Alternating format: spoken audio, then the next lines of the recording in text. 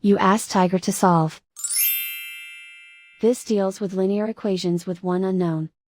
The final result is d equals 49. Let's solve it step by step. Group all constants on the right side of the equation. Subtract 98 from both sides. Group like terms. Simplify the arithmetic.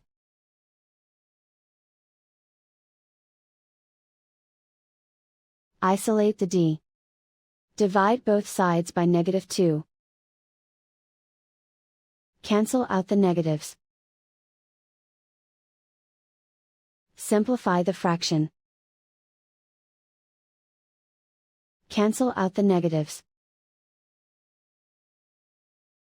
Find the greatest common factor of the numerator and denominator.